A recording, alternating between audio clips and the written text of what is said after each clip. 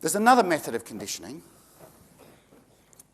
and this is a method that you probably know, that if you know anything about me, you'd know that I'm probably known for disliking this method. But this method, and it is just a conditioning method, this is a method where I believe that, and I know for a fact, that when somebody is selling a home, it's a very, very emotional thing. It's not just a financial thing. We talk a lot these days about first home buyers. What's the opposite to a first home buyer?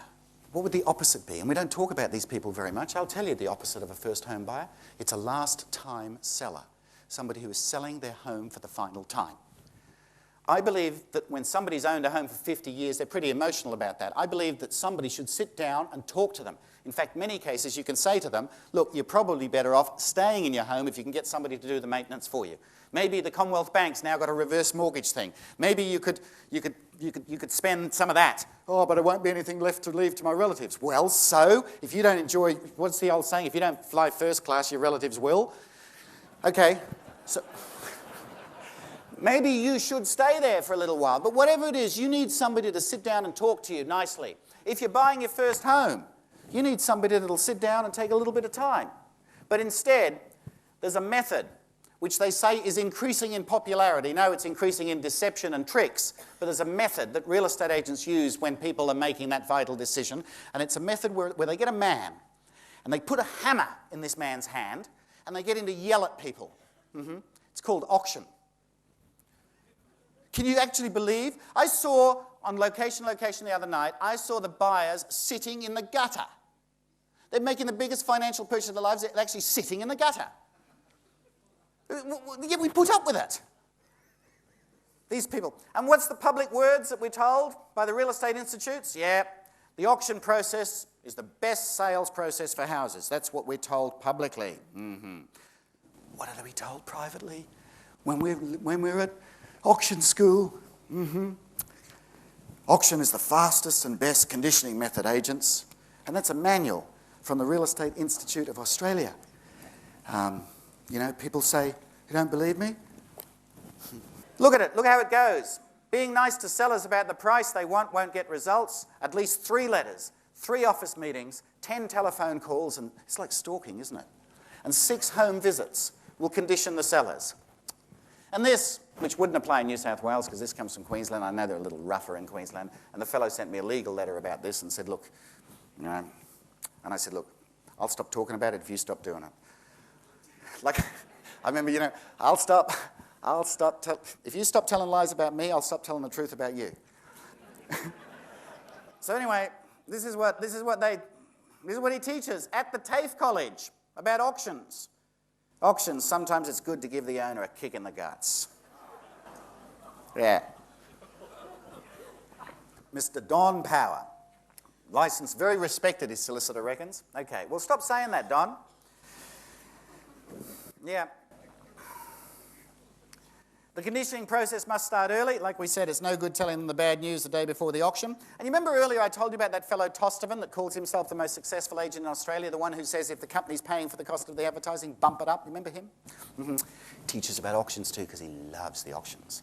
I'm not saying that all people who do auctions are rogues. What I am saying is that all the rogues seem to do auctions. Actually, I like that. I haven't said that before, but I like that one. I have to remember that. This is what Mr. Tostovan says. Always tell sellers that offers prior to auction are lower than they actually are. This is what he teaches. Now, he's actually, because he's so successful, he's also quite a good teacher, so he actually spells it out. And he goes on and says, if you get an offer before the auction of $270,000, tell the owners that you've got an offer of $250,000. Okay. Now, let me be clear here. Mr. Tostovan doesn't intend to steal the $20,000. That's not the case at all. What happens is the owner has probably been told that they're going to get $300,000 or $320,000. The offer, the house is probably worth about $280,000, $290,000, maybe $300,000. There's an offer of $270,000. In order to condition the sellers, you tell them $250,000. That's the way it works.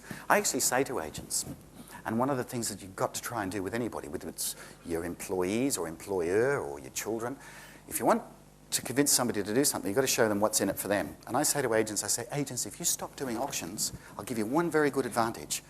You'll be able to go shopping in the area that you work. You won't have to worry about seeing your customers in the supermarket aisle and having to do U-turns with your trolley to try and get away from them.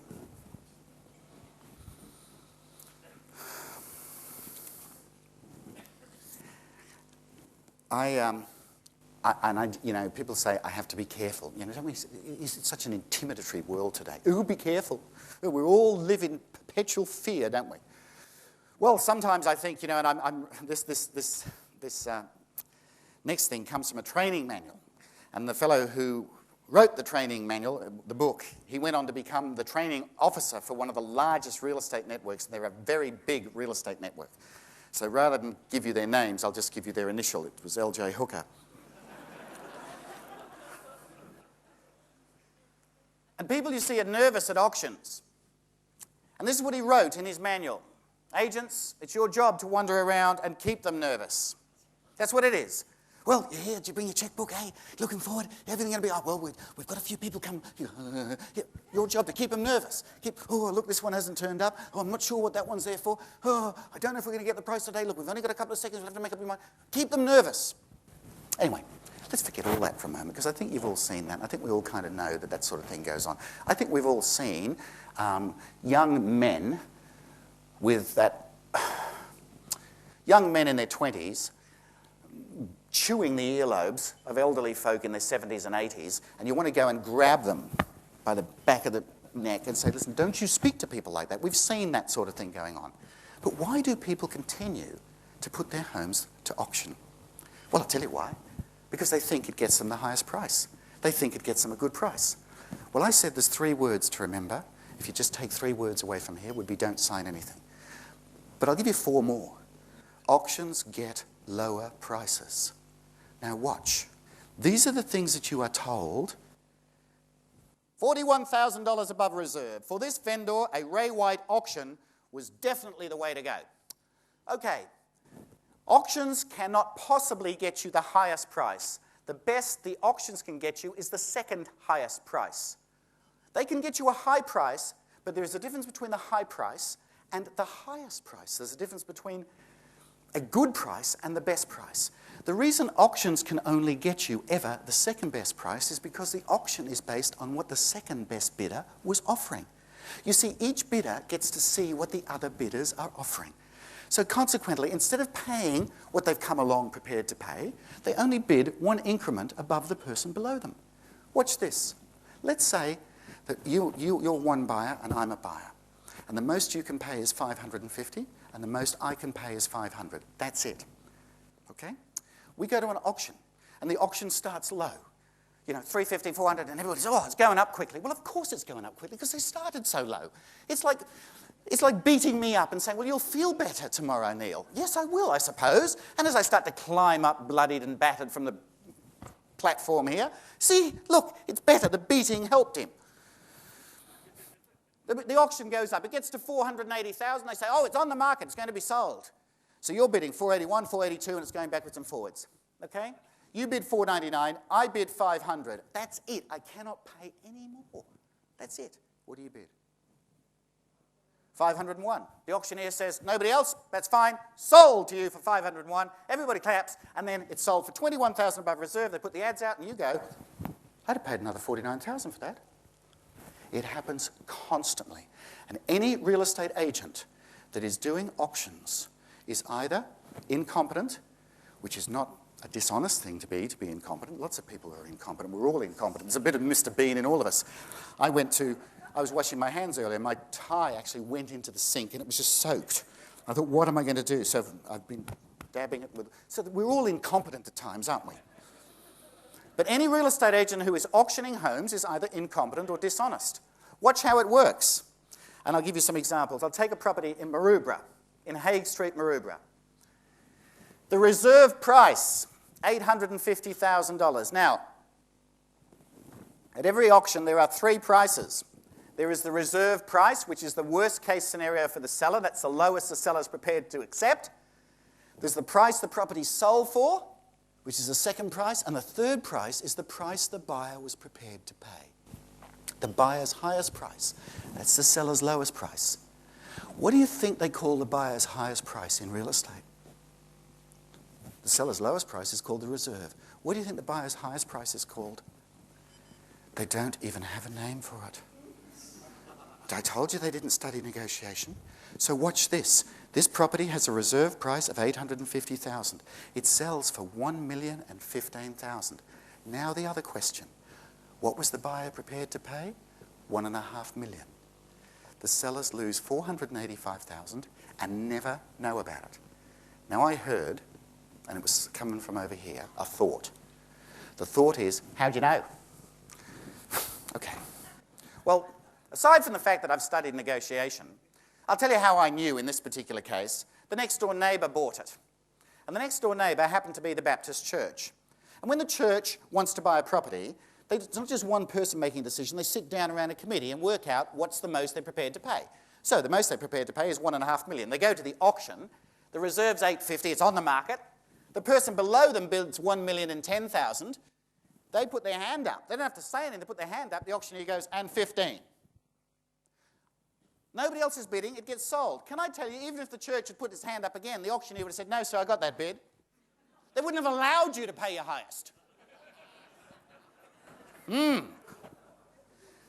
Oh, yeah, but you see it on TV, don't you? You see it, so like, look at this.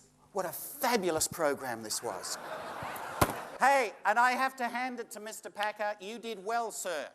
You are great when it comes to television. But I'll tell you something, I'll match you on real estate. Okay, with knowledge of real estate.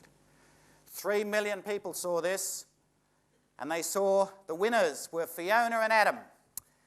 And the reserve prices, we all knew, were $595, and that was very good and very ethical to actually reveal that. That's fine, okay?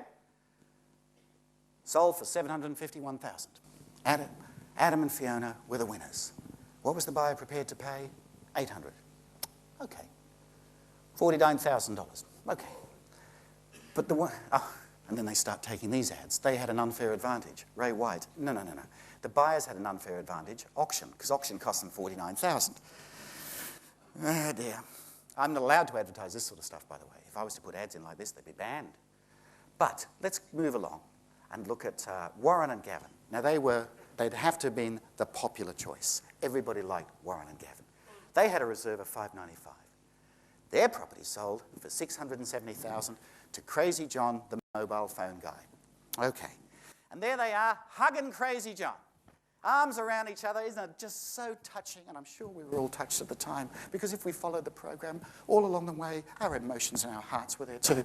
But one thing none of us knew was in Crazy John's skyrocket, in his back pocket, Crazy John had another $330,000, because Crazy John was prepared to pay $1 million. So the sellers lost $330,000 and never knew about it. And as somebody pointed out to me the other day, hang on, Neil, they also got $100,000 extra if they were the winners. So they're actually $430,000 down. Yeah. I was down in Warrnambool. Warrnambool's a nice place. It's down in southern Victoria, and I was down there the other night, where a local councillor had bought a property in Geelong on behalf of somebody. He did a study of a fellow who goes out free of charge helping buyers buy at auctions, by the way. And of the last 14 properties, the average amount that he's purchased them below what his instructions were to pay is $37,250. 14 properties, the total loss to the sellers of $521.5. Somebody says, but Neil, isn't that the market price? I said, is the market price the lowest the seller's prepared to pay, or the highest the buyer's, the lowest the seller's prepared to accept, or the highest the buyer's prepared to pay? Which is the market price? Of course, it is the highest the buyer is prepared to pay. Anyway, this fellow from the Warrnambool Council buys a property in Geelong for $800,000. His highest price was $1.5 million. The sellers lost $700,000 and never knew it.